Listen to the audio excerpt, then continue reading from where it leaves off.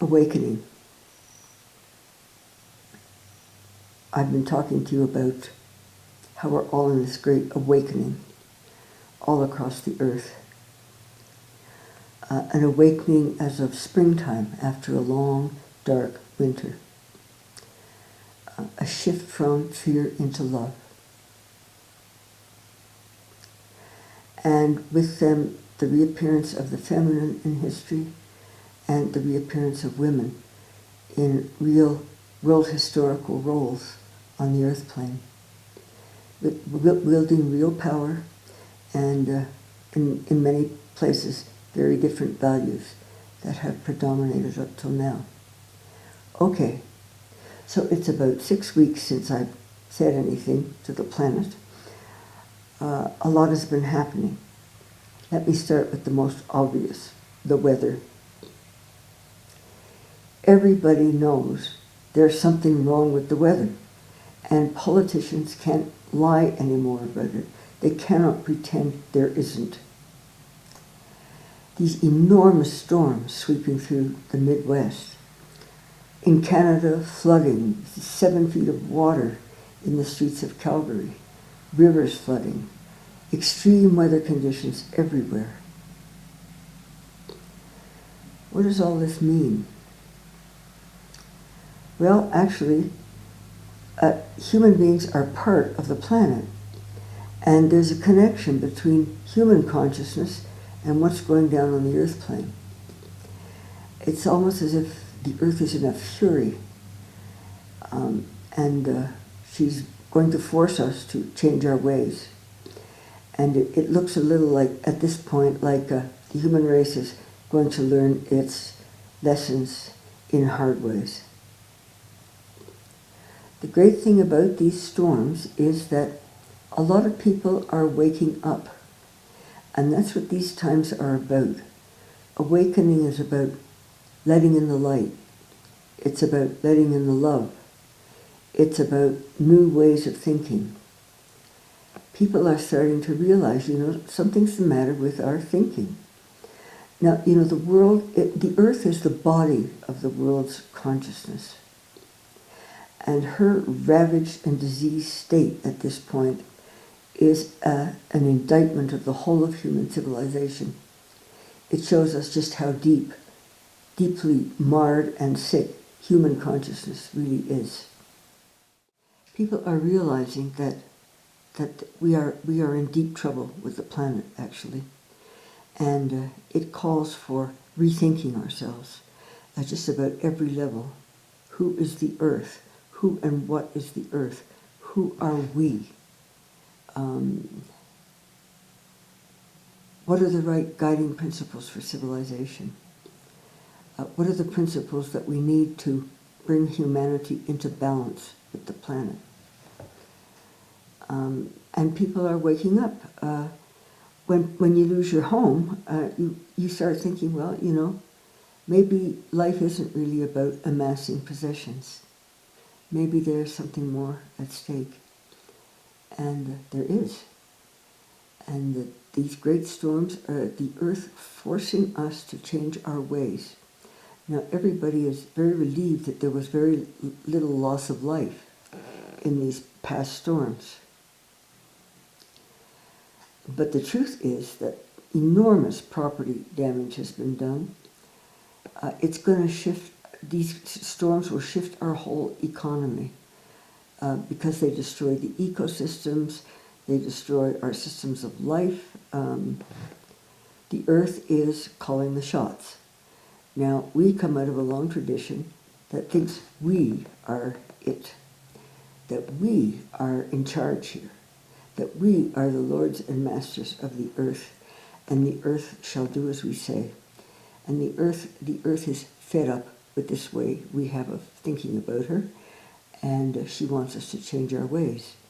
These storms didn't cause much loss of life, but the ways they're going to shift our economy, of the cost of insurance, the cost of rebuilding, and the ongoing destruction of the ecosystems that we're all involved in. These storms are a reflection of the fact that we come out of a long tradition that is totally fear-based. And the earth has had enough of us and our fears, and we are being compelled to choose love. Now, it looks like the earth has it in for us if we don't, and so we need to find new ways to think.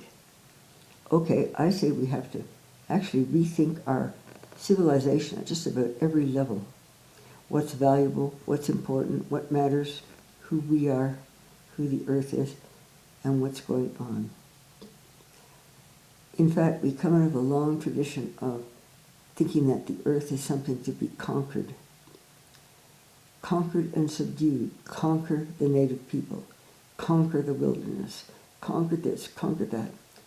And we are now in a place in our history where we can see the end of human life here if we do not change our ways. And so it's very important to get clear on, the false thinking that has brought us to this point can be summarized in a single word: fear-based. We have to get it before our neighbor does. The planet has to be controlled and manipulated into doing what we say it shall. The earth's soils are depleted because we force the planet over and over to produce things that are beyond her health. We are a part of the earth. Now, we have never thought this way, but that is the truth of things. We are part of the planet, and it's our fear base that is ultimately expressing itself in these great storms. The earth is going to force us to change our ways. How? Okay, we come out of a long tradition of thinking that the earth is something to be conquered. We also come out of a long tradition of thinking that the earth is just things. We look out at a tree, well, it's just a commodity, a resource. Trees are just board feet. In ways that human beings do not understand, the old-growth forest is like the native elders. It supports and it maintains the entire biosphere. It's folly. We are cutting it in folly. But given human arrogance and human ignorance, unless people really are drastically affected in their pocketbook, ultimately, they probably will not change. But there are forces in history and in the deep underpinnings of history that are supporting our need to change. We have to switch over from an attitude toward the earth of conquer and subdue, or taking the earth to be just things, commodities and resources to be ripped off in order to make a buck. And we have to realize that the planet is a living being. She is a living being. Every being on the planet is a living being. Now, what does this mean? Living beings have needs. They need to be cared for. They need to be appreciated. They need to be respected. They need to be nurtured. And they need to be loved. And if we need to let our fields lie fallow. We need to let the earth recover from our assault on her. This is a new way to think for most people, that the earth is full of living beings. And we have very little understanding of what life is all about anyhow. How do we understand something? Well, first we kill it, then we dissect it, then we reduce it down to the forces. The earth needs to be looked at as the way we look at our pets. And she needs to be treated with the same kind of care. And so we have to change over completely from a civilization that is now based on the destruction of the earth. Our economies actually require it. The GNP is a measure of how well we are degrading the planet. And we have to become a society that honors and cares for the planet and nurtures the planet. And if we will meet her needs, she will meet ours. Okay, so I've been saying, we have to rethink ourselves at every level. And this is the perfect time in which to do so, because at solstice, the whole planet shifted into the energetic energies of love. I'm going to talk about that in a minute and remind you of what we talked about already. The energies of love and the attitude to the earth that we are a part of the earth. This is very humbling for certain kind of mentalities to get hold of. We always thought we are at the top of things. Well, you know, we are. We're the top predator. And what this means is that we are the most vulnerable and dependent animal of all. We depend on the well-being and the health of every other species. The earth is our life support system here in this far-off corner of the galaxy. And we have to honor her needs. And if we can honor her needs, she will meet ours. We have never gotten the earth right, ever, and now we must. And it's really about rebuilding our systems along feminine lines, in alignment with values that pretty typically come in with the women, like love, nurturing, caring, affirming, embracing, accepting. We are not good at this as a race, as a human race. And we have not realized that we are, in fact, totally dependent on the planet. We actually all come out of a tradition that I would call the great lie of pretending that we have no connection to the planet. Human beings made a decision long ago to take themselves out of connection with the earth and define ourselves as something other than the earth. It's a lie, and the whole of history has been devoted to shoring up this lie. And we know the kind of energy you have to put into lies to keep them in place. And that's my pretty simple summary of what our history has been about, keeping this lie in place. And what is unique in the modern world is we can't do it anymore. It's perfectly obvious that we are totally connected. And everybody has to rethink, men and women have to rethink themselves from the perspective of, hey, we're completely connected to the planet. And we're not separate from the planet. And what's going on the planet is a result of, in fact, faulty human thinking.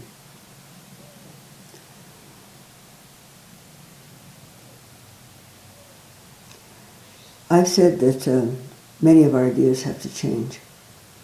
And the idea I have been proposing is this term consciousness. That it's very important that we get a hold of the fact that Earth has consciousness, that every living being has consciousness, that when we look out at trees, at the grasses, we are looking at beings like ourselves, living, conscious, spiritual beings.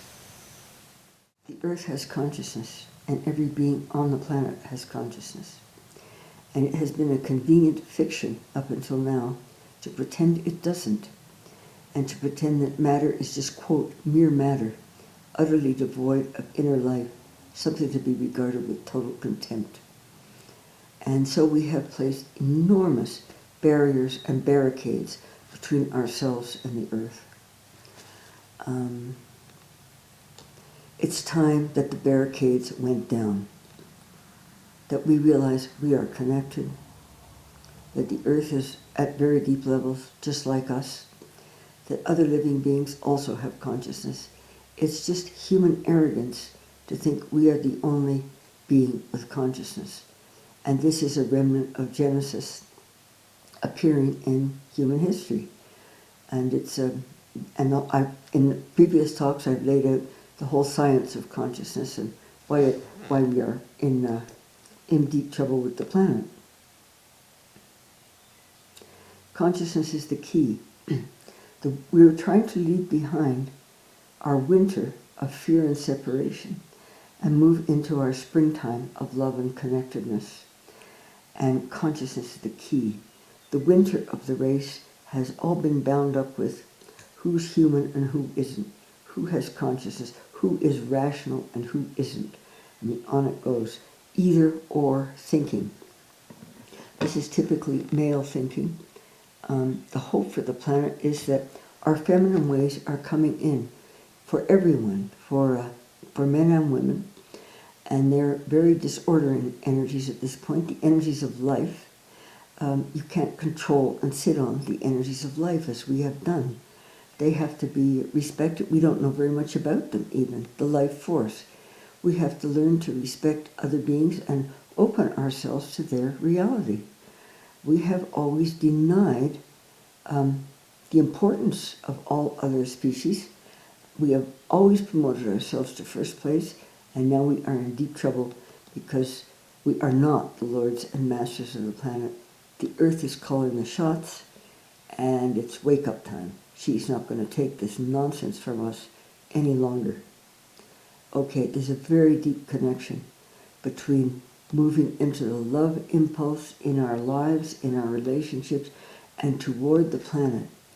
A very deep connection between moving into the love and enabling the planet to heal herself.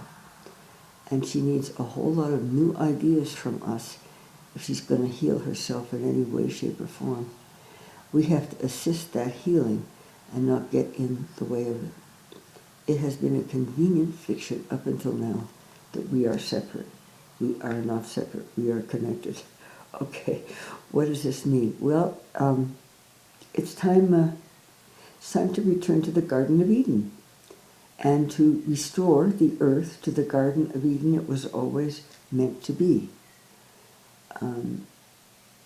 The gates to the Garden of Eden are said to be guarded by swords of fire swung in all directions so that human beings cannot go back into it.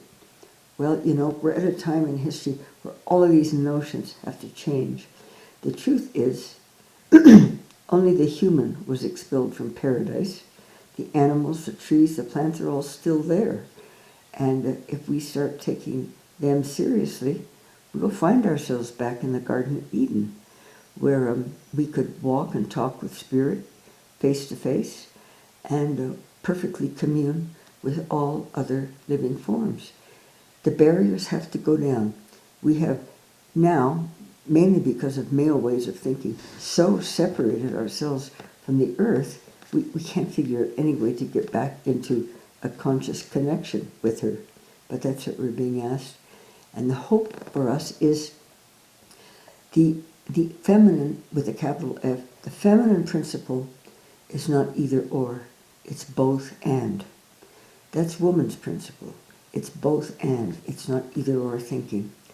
And defining ourselves against the earth and ending up actually by making war on the planet is pretty typically male way of, it has been up to now, of defining themselves. Men define themselves by putting the planet down and by putting women down. And the hope for us is that the feminine is a balancing principle. It's the love principle, and it can hold all the opposites, and it contains them. And that's the essence of the goddess, the great receptive love consciousness of the feminine, with a capital F. And the hope for us is that, in fact, these are the times of its reappearance in history, and we are moving into a space where we are ready to let our old ideas grow and move into some new ones. Let me say something about the trees.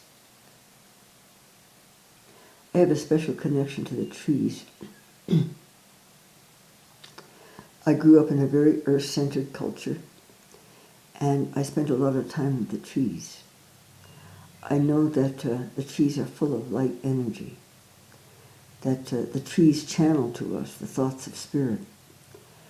The trees regard us with affection. They consider themselves our guardians despite all that we have done to them.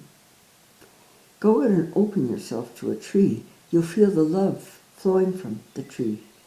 The earth is full of love energy.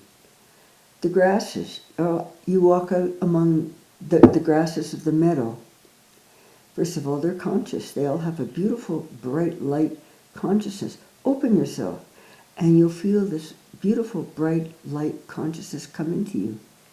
The grasses are billions of years old.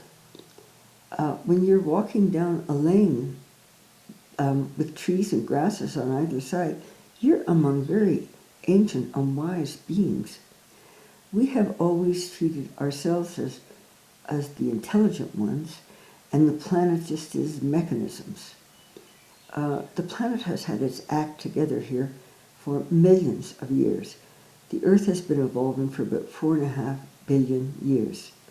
The Earth knows a whole lot more than human beings do about how to live, about what matters, and about what's important, and it's high time we went to the trees and learned from them. I have a good friend who, when she was 27, felt she was having a nervous breakdown. And she went out to be with the trees, and they supported her and sustained her. Trees are very important. They're important. I mean, even scientific ways of thinking about the trees. The shade they provide, the moisture that they hold, they're all true, all the scientific facts about trees. But the most real thing about trees is they're spiritual, beautiful spiritual beings in physical expression. Just like the stars. The stars are beautiful, spiritual, magnificent beings in physical expression. And I've been proposing to you that this term consciousness is a new, simple, and single principle. And it's the deepest truth of reality. It's the deepest truth of ourselves and the planet. And it's the truth, the true basis of the universe.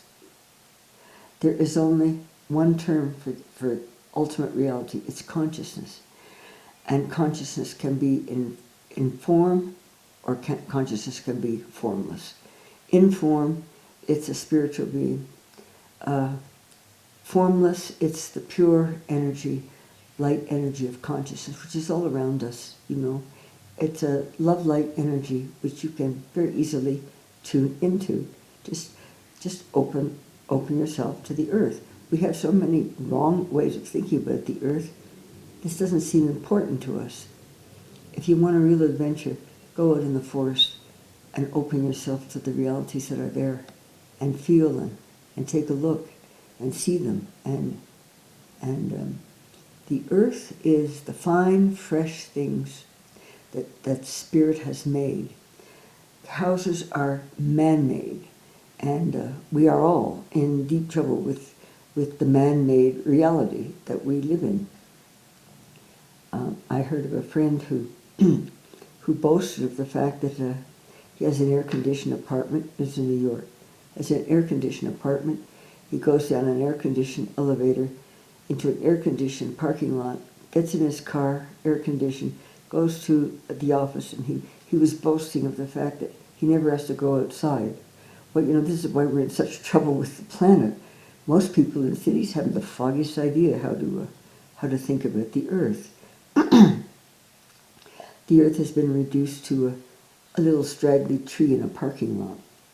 There's no reason to have to actually be overwhelmed by the reality of the earth and realize that we have not even a clue as to what's really going on. But we are dealing with consciousness in form and consciousness formless.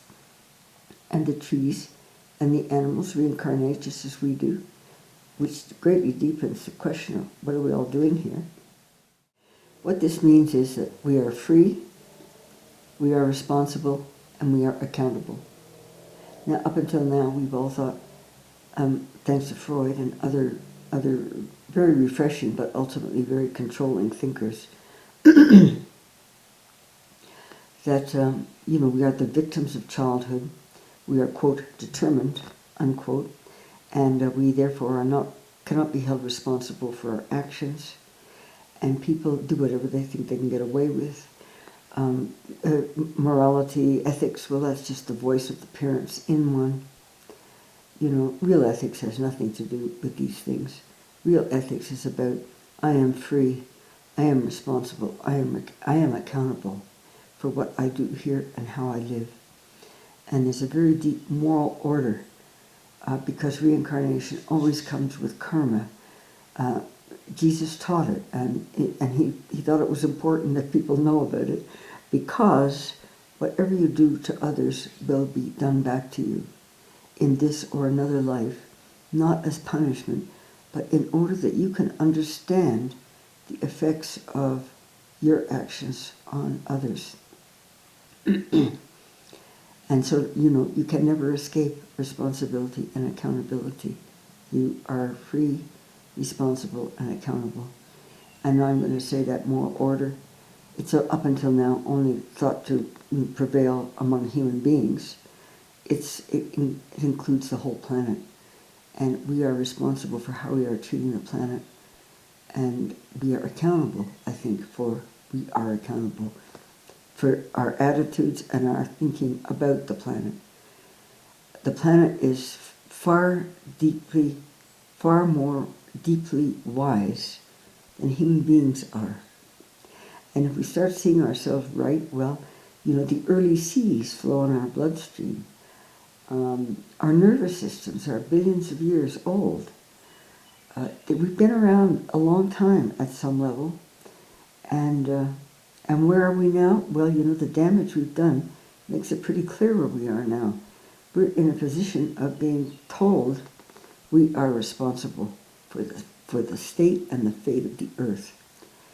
And what we're seeing that we deplore and we are afraid of in the earth, these great storms, these floods, is the simple result of human arrogance and human ignorance, the refusal to open our eyes, the refusal to awaken. And so it's all about awakening.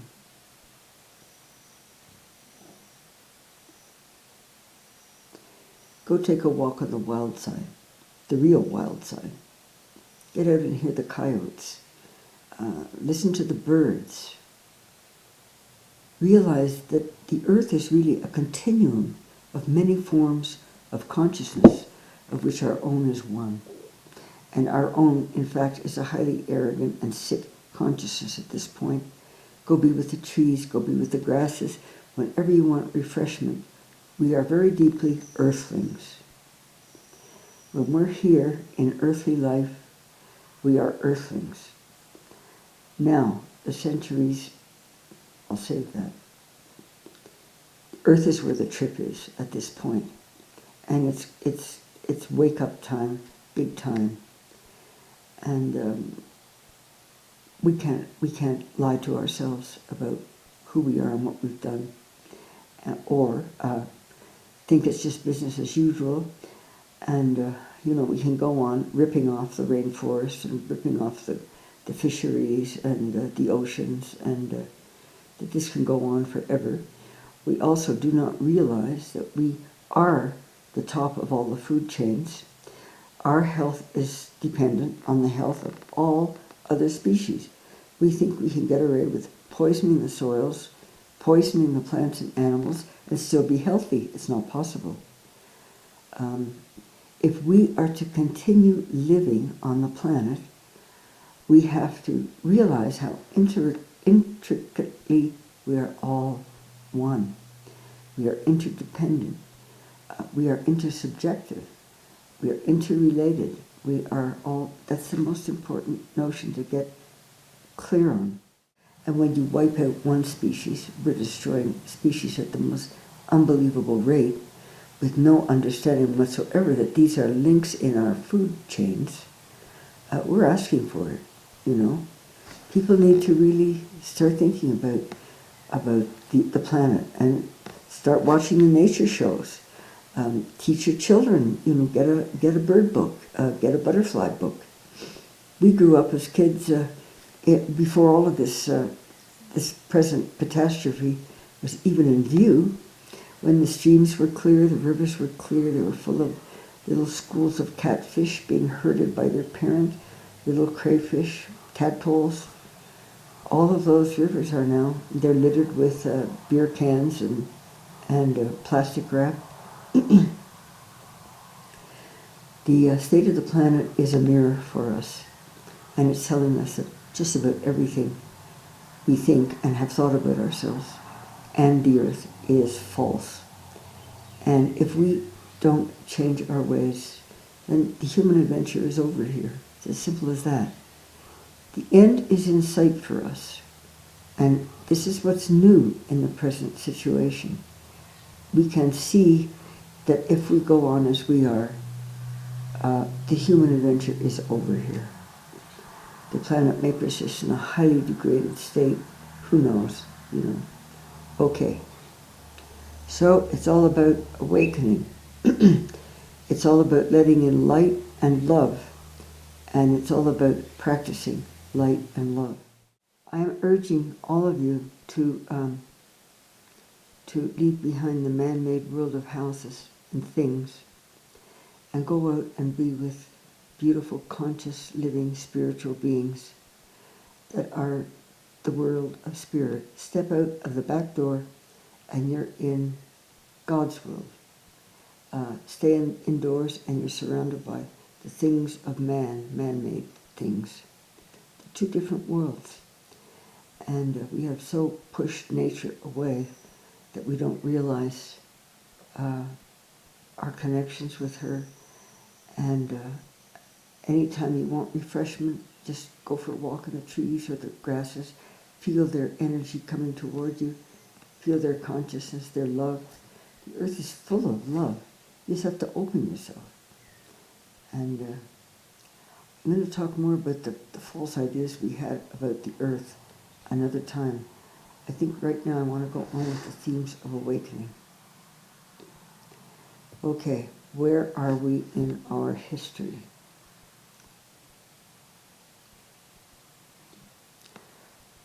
The Piscean age of male thinking is over.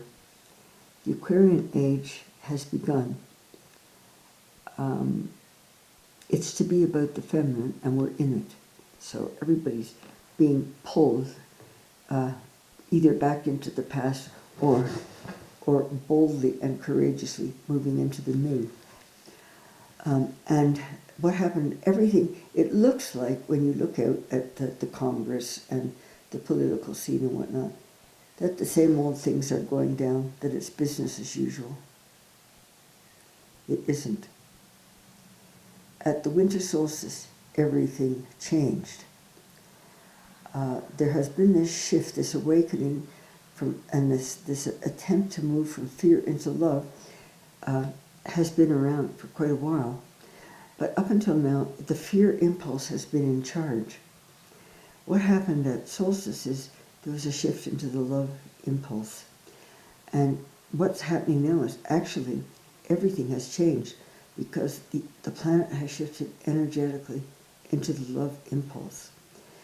And fear is up for us, and it's up big time. It's been coming up ever since 9/11, when Americans were so intimidated by fear, they let their government even request lists of what people are reading in their libraries. The fear impulse has been running the show for thousands of years. What's coming in, springtime, is the love impulse and the consciousness impulse. The winter that we have created on the planet, first in ideas, then in our practices, has been based on denying the planet consciousness, life, love, anything real, and thinking that we always have to support, we always have to promote ourselves to the first place. It's pretty typically male way of thinking, and women don't have to think that way. We define ourselves inclusively, both and. There has to be room for all of us, not just what this person is right and that person is wrong. And there has to be an enormous openness to the planet and to learning from the planet. And get up every day and go out and see what you can learn. Okay, so what happened? What's the result of this energetic shift? It means that all of those who are in the love impulse and who have been struggling for so long to be in that impulse are now supported. We're fully supported by the energies on the earth plane.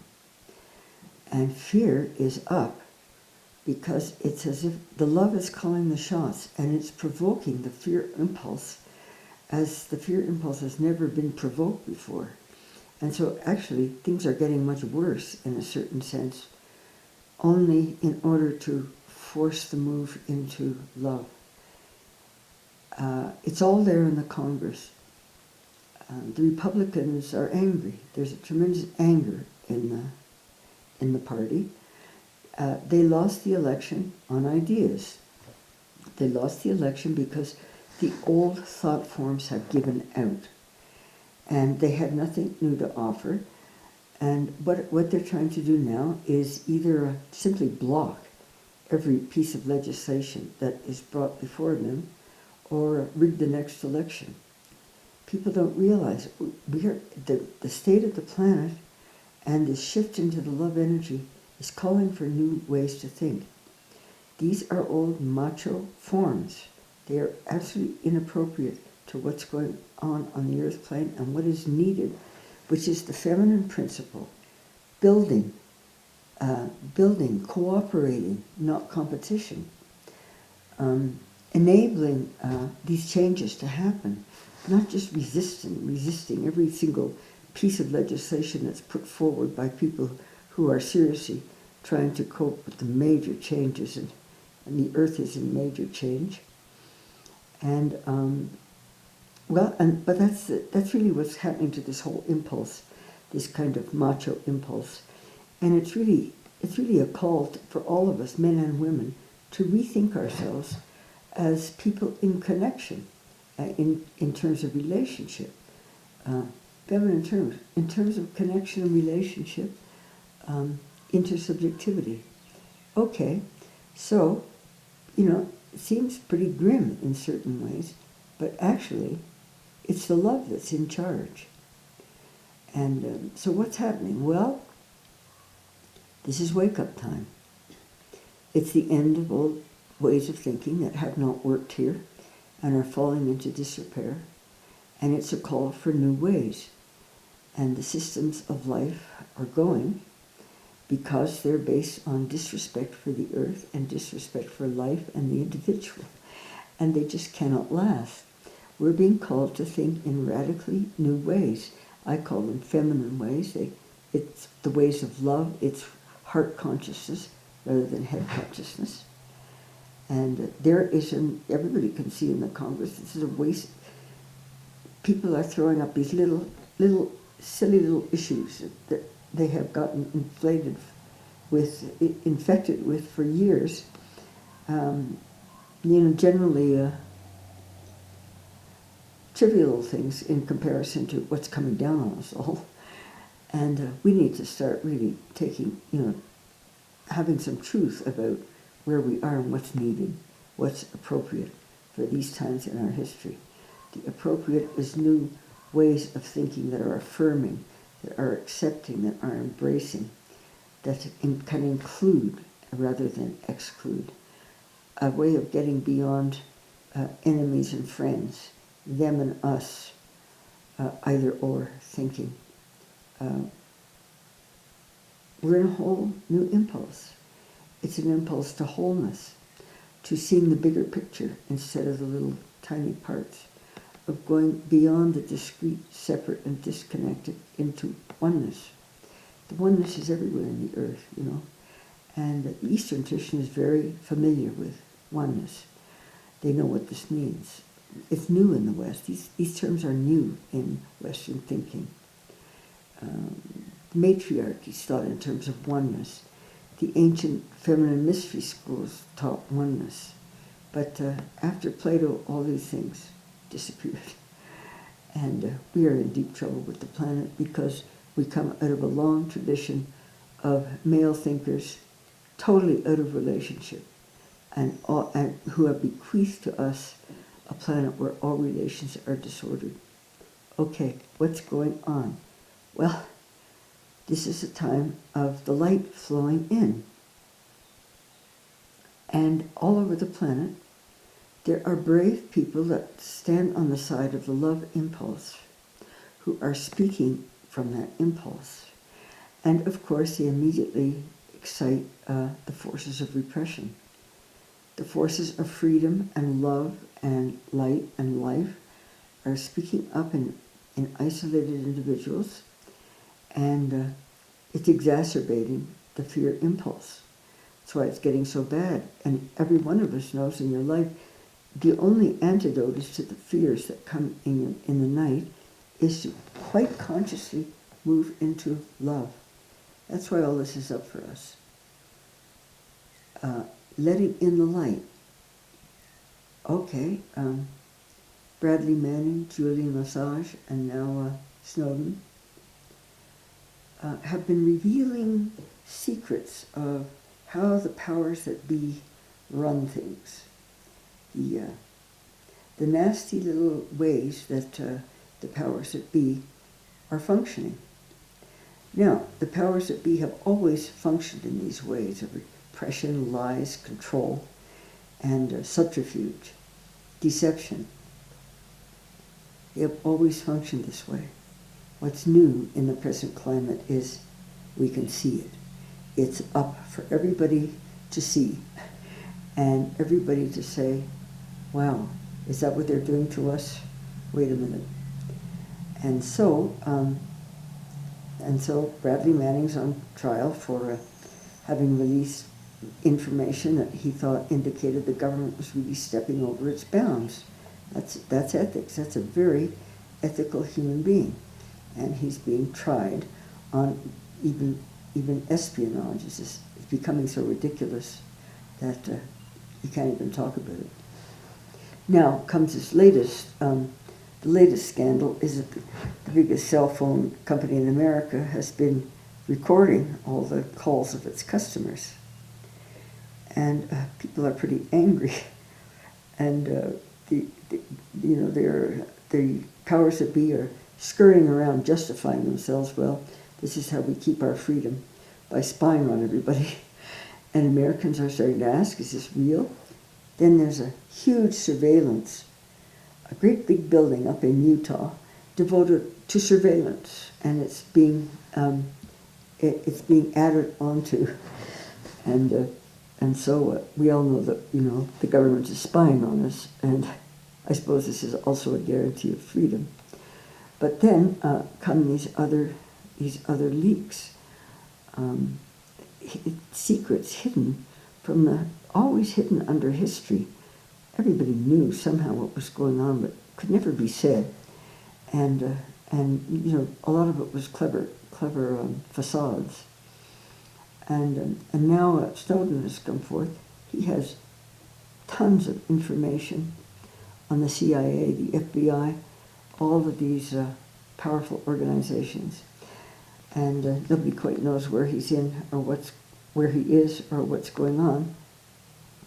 But the powers that be are trembling because he's releasing information bit by bit, and they're all wondering, uh-oh, what else does he know? Again, this is absolutely unique to these times. One, that this information is accessible and a person of conscience can get a hold of it thanks to the internet and all our technological ways. Two, that it's all coming up to the light, that we're beginning to know how we're being manipulated and dumbed down, and everything that is absolutely inappropriate to who we are. And now the funniest is, of course, that the latest revelations that at the economic summit in London, the British bugged the rooms of all of those in attendance, supported by the Americans. I'm being bugged at this point. Supported by the Americans. And what's so funny about it is because, especially America always takes a very high moral plane. Oh, we would never do that. The Chinese do that. The Russians do that. Oh, we would never do that. Well, of course, it's turning out that everybody does that. And it's quite a loss of faith for just all the governments that are involved. And of course, the Germans would like to speak up about it, but they can't say anything because they do it too. So it's really quite a humiliating moment for facades. And I think deep down that's what we're being asked to do. Go beyond facades. Go beyond lies, deception, self-deception, pretense, all of the ways that human beings seem to govern themselves or not govern. It's about truth. We are at a supreme moment of truth where we can get a hold, we can see, because the Piscean age that has been here for the last 2,500 years is ending, has ended, and new impulses are coming in. It's a time when all of the old lies are coming up to, people are beginning to learn about church history. They're beginning to learn about the councils. Everything is coming up for us to become aware of it. And we are all being asked, is this who we are? These traditions are over. And they shored themselves up with lies and deception. And, the whole thing is really kind of crashing down. I think that's what's going on. And the systems of life built on these lies are crashing down. The earth is going to put an end to them on one level. And these people who are releasing this kind of government information are doing it on another level. And more people are coming out of the woodwork and gaining the courage to speak up out of the love impulse. Now, of course, it immediately provokes all the old forms of repression, and they come up too. But what's different, and we don't know at this point how any of this is going to play out. Fear has a road to run. We don't know how it's going to play out, but I tell you, there's no time in human history that is as exciting as our time. And it's time for everyone to ask, okay, what's my place in all of this? What am I going to be about here? Why have I come here now to the planet at this time in our history? There are lots of spiritual sources you can consult to help you clarify these issues for yourself. And then what's demanded? The commanding voice of the planet, the commanding voice of these truth seers. And so what is also novel in our times is we live in an enormous medical, military, industrial complex. And all of a sudden, one person with the kind of access to information that Snowden has had can send a whole system reeling. The whole FBI wondering, what else does he know? The CIA wondering, what else do they know? Nobody knows at this point, but there are a lot of Trumps out there, in the right hands. And so we're being asked to move into the deepest truth of our own beings. When people start waking up, they turn off the TV. They start not buying things. They stop reading the newspapers. And they start finding alternative ways. And we have to rebuild now. We have imposed our ideas from the top down. We have imposed our ideas about the earth from the top down. The earth shall do as we say. And now the systems that are based on these ways of thinking, mind-given systems, these systems are coming apart. And they have to. And we have to build from the base up. I hope you hear the thunder, because that's the earth speaking again. We have to rebuild from the base, and that means getting the base right and then building on the truth. We have to found the true basis of civilization is not reason, as the great high traditions have always maintained. The true foundation of the human civilization is the earth. And we have never gotten the earth right because we've been so busy defining ourselves against her. And we now have to get the earth right. And we have to get ourselves right. And then we rebuild from there. And so that's the first of the new principles, and that's why I say, it's about consciousness. It's about, a lot of new terms are going to have to come in. One is about consciousness. Two, that the earth is living, spiritual, has conscious beings, that we're a part of an enormous continuum of many forms of consciousness, of which ours is one. And take a walk on the wild side and see what you can find out. Heraclitus is an ancient Greek mystic. He wrote, "The sun is new each day." Now this is not somebody doing primitive astronomy. This is a man who knows how to live. And we live in a universe that's wonderful and that opens itself to everyone. Just get up and go out in the day. The minute you step into the world that spirit and not human beings have made, you are in magic and you are in mystery. And you have to get the false notions out of your head and let the real ones come in. And so this is a new way of thinking for us, getting the basics right, and then building up from there.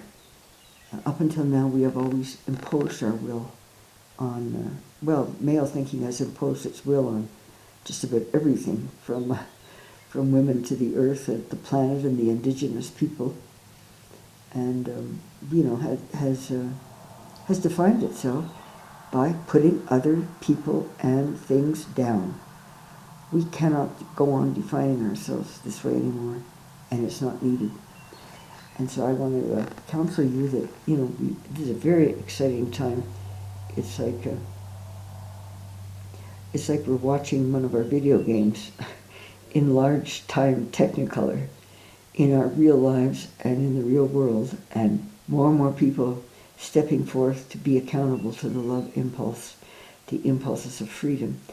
It will provoke all the forms of repression that we know.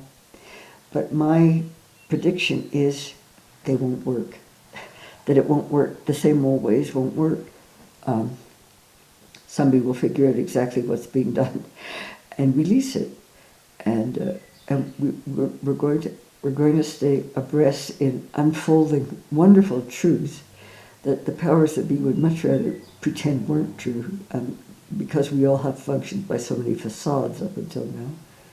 It's about, and we've never admitted that in fact nature is the Garden of Eden if we can see it in the right way. The Garden of Eden is a state of mind, and we claim that we have been exiled from the Garden of Eden. In fact, we took ourselves out of it in order to become somebody or other. And now it's high time we went back into it, and it's right around us. It's just, it depends on our ways of thinking. And we have had many absurd goals, I suppose. Descartes, who divided creation into mind and matter.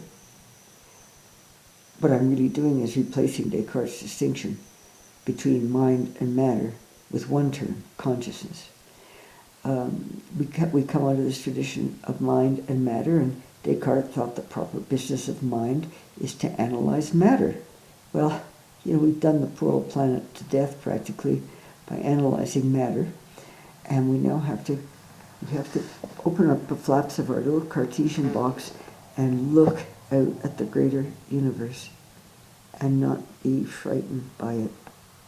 Not be frightened. When Columbus sailed to America, he got his crew from a prison or a bunch of chain gangs. And at that time they thought the earth was flat, and that if you went too far out, you would fall off. And so every day Columbus wrote in his notebook, "Traveled this day 50 knots, told the men 25 that they be not afraid." It's all about growing beyond fear. The people of Egypt said, they had been intimidated and dumbed down by fear for so long, and what enabled the enormous uprising once again happening over there is that they began to talk to each other. And when they could talk to each other, they outgrew their fear Fear is separative. Fear divides. Fear intimidates. Fear shuts us down.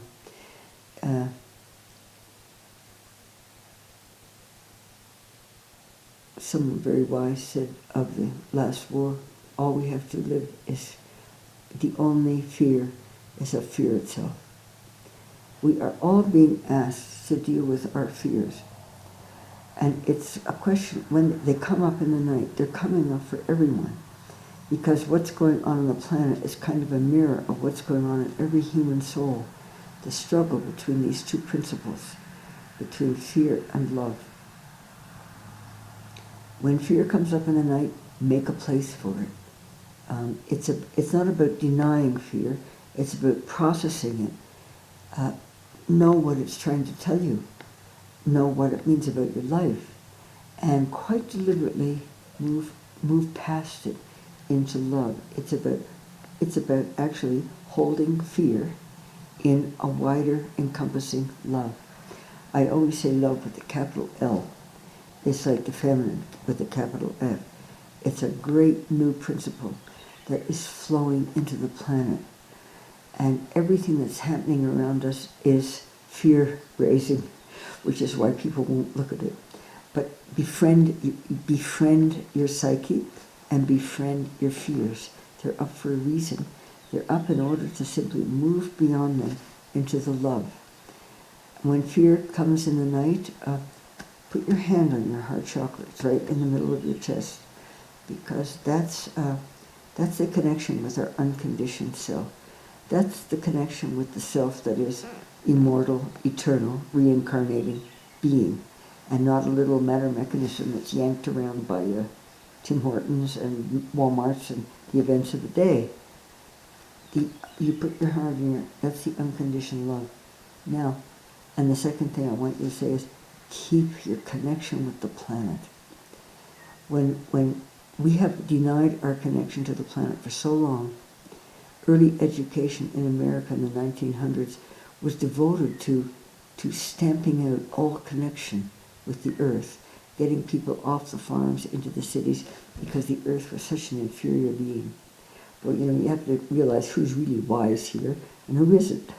And the earth knows much more than any of us know about how to be alive, about how to be happy, about all of the things that human beings most want.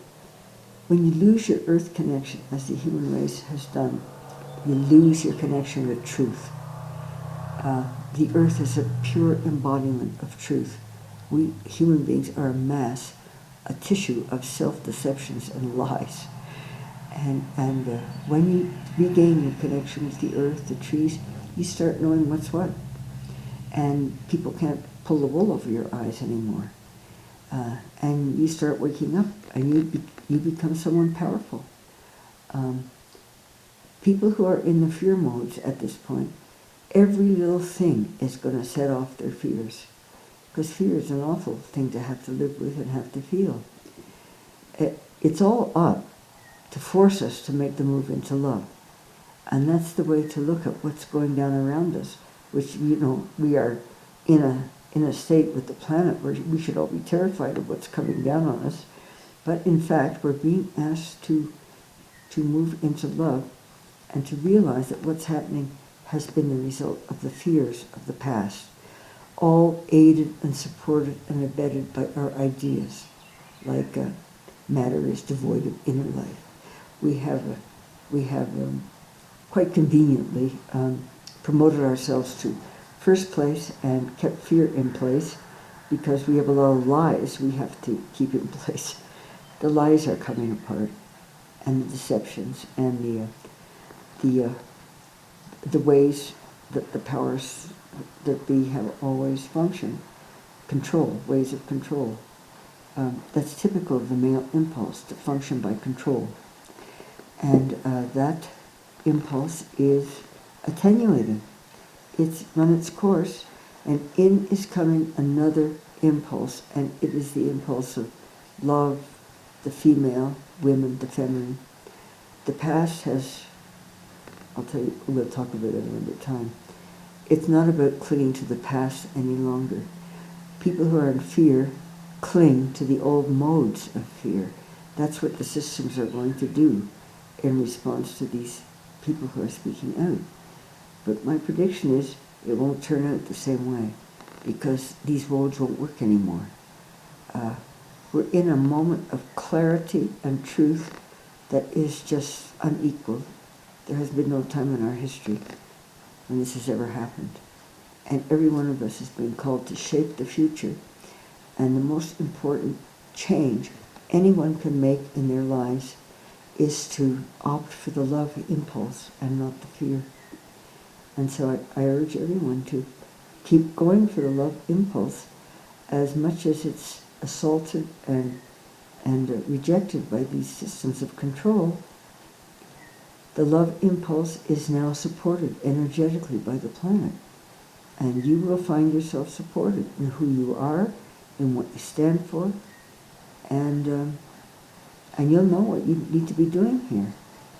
It's all about bringing in the love, awakening, letting in the light, the love, the life, and moving beyond all of our sources of fear, everything that presses our buttons, the newspapers, the headlines, the TV, everything. Find out the sources, find out what's triggering your fears and put an end to it. And go on moving into the love, and you'll find yourself supported in everything you are. I speak up for the planet because I've spent a long time loving the planet. And I think we are in a moment of truth that the whole earth has been holding its breath for thousands of years. When are human beings going to really see me, are going to feel me? You know, the animals, we have always treated them as primitive forms, devoid of intelligence. The animals were actually on the planet first. They are much wiser and older than we are. They know how to be in their bodies. They know how to live in the moment. They know how to be happy. Even the cows have their moments of happiness, you know, when human beings aren't around them, threatening them with the slaughterhouse. The animals are still in the Garden of Eden. Get to know them, and you'll find yourself in the Garden of Eden. The earth is a magical place. And now in this high desert, it sounds like it's just begun to rain. And that's quite a symbol for springtime. The winter of the human race was bound up with lies, deception, unconsciousness. Our springtime is bound up with consciousness, knowing that we are free, responsible, and accountable, that we live in a magical planet full of beings just like ourselves, that we don't need to go on barricading ourselves against the earth and against the truth of who we really are, both our strength and our vulnerabilities. And we don't have to go on pushing most of ourselves away because we think there's something the matter with it. We're free to be have the kind of perfection that whole apple juice has, which isn't the perfection of a crystal. Whole apple juice is, and it's not the perfection that the insipid, watered-down version in supermarkets has. It's whole apple juice with bits of seed, rind, pulp floating within us, within it and within us.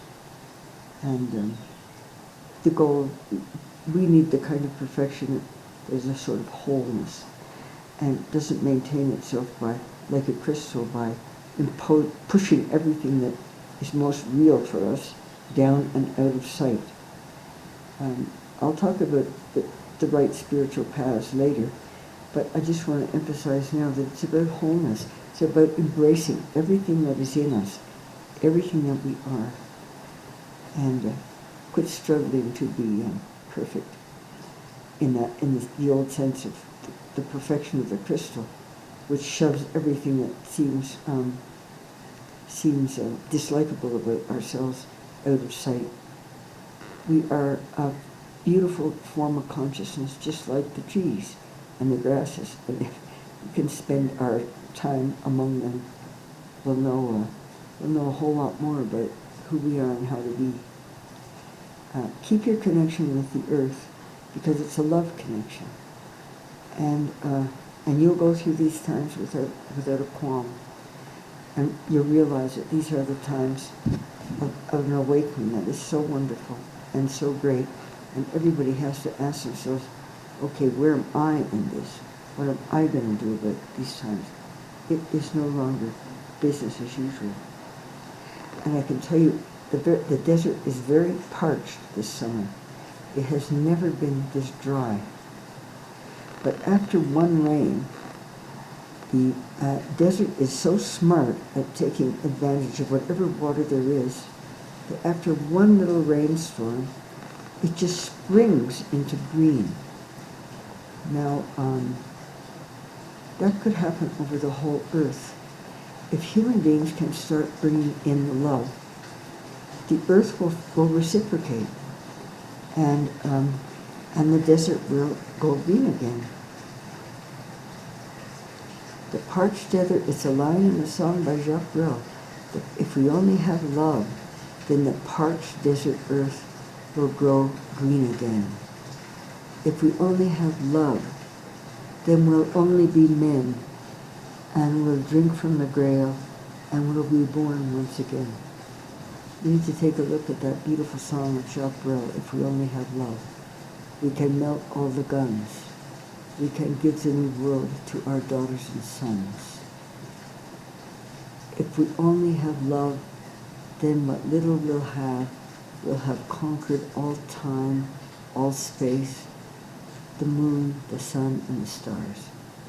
The power of love, everybody has been longing for this. And many, many male thinkers of the past have tried to bring in the love. Jesus was ahead of his time. We are finally ready for the love that Jesus taught. It's all about love, and it's not about the if you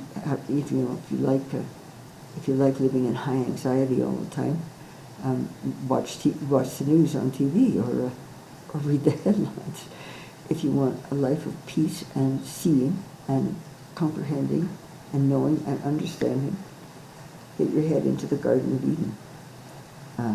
The shamans of ancient Mexico counseled all that keeps us from knowing the real is our incessant talk, and when not actually talking, the inner dialogue. And the same shaman that counseled Carlos Castaneda say, get your head into magic and keep it there. Now, in houses there is not always a whole lot of magic. Step out of your door with an eye open for what you're actually stepping into, and whammo, things get really very exciting in a wonderful and very grounding way. And all the best things in life are free. The air, the sunlight, the consciousness of plants and trees. According to Finhor meditators, the trees and the grasses have Christ consciousness. That is a very, very clear, bright form of consciousness. When you want it in yourself, go out and be with them, because they know a whole lot more than human beings do about just about everything. So I think that's what I wanted to say for today. It's about awakening. It's about bringing in the feminine, bringing in the love energy, and rethinking all our ideas along those lines, starting with the recognition that every being on the planet has consciousness. And in fact, the whole universe is an elaboration of consciousness and not the other way around. That it's not all matter, which produces a little bit of consciousness at the end of evolution in us and only in us, as modern theorists have it. It's there from the beginning, and it's the basis of the universe. And but you can see what I'm going to go talk about next. The many stages of reality you can get into just by walking out of doors. And so go for it, this is your hour. Everybody who's here now has chosen to be here at this time now for a reason. And those that know say that everybody in America is here because evolution is fastest in America. I just want to say that, this high desert country is a symbol of what's happening everywhere. The planet is going into drought mode. It's a symbolic expression. The symbolic is always the real. When you want to understand things that are going on, ask for its symbolic meaning, not its literal commodities and board feet meaning.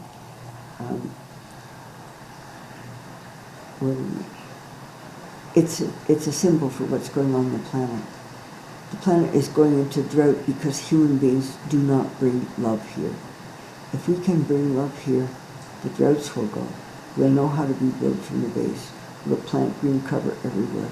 We'll respect the trees and their role in a whole ecosystem. And we'll move very much into holistic ways of thinking, not the separate and disconnected ways of thinking. That we're the good guys and they're the bad guys. That we're top dog and everything is down beneath us. So it's a call to rethink ourselves. And I just want to say, it is a time of awakening. Don't fear it. Court it. And focus on the love and not on the fear. Let fear have a little tiny vibration which you gradually tune out of your living space and move into the love with the capital L. And that's what we're here for. And if we can pull it off and bring love here, then we'll know how to treat each other, how to treat the planet. And so that's the choice everyone's really being asked to make. And that's my parting words. Choose the love. Keep going for the love and know that you're being supported as you've never been supported before. And a wise precept somewhere said, you never get more than you can handle at a time. It doesn't feel that way, but that's true. It feels sometimes like you're going to be overwhelmed, but you'll get through it. And already there's a bird, the rains are waning and there's a bird singing outside. I grew up with a song that was popular. When you walk through a storm, hold your head up high, and don't be afraid of the dark. At the end of the storm is a golden sky, and the sweet silver song of a lark. Walk on through the wind, walk on through the rain, though your dreams be tossed and blown. Walk on, with hope in your heart, and you'll never walk alone. You'll never walk alone. That's it. The rains have gone and there's a lovely bird singing. I want to emphasize the three major points that I've been making. First of all, this is a unique moment in our history when we're leaving behind the winter of the race to move into its springtime. Second, the revolutionary power of the internet is making all these leaks possible. The power of technology and the power of the internet to be a source of truth, light, and love. And use it that way. Spread your ideas. Connect with others. And we need each of us to form a little center of enlightenment where we support our own enlightenment and we support other people in theirs. And this is a time when a single individual can set off a revolution with a cell phone. Or a single individual, especially as in the case of someone like Snowden, can threaten a whole system of power and control. A single individual with a lot of information can really turn the table on how the system's run. And it couldn't happen ever before in the whole history of the race. But here it is, and it owes to what we're doing to the earth, and it owes to the internet that can make available information that we all need in just a split second, practically. So, you know, this is a unique moment in human history. Every choice that every one of us make will determine what the future of life on Earth is going to look like. That's what I have to say. Wake up. Bring in your love and act on it.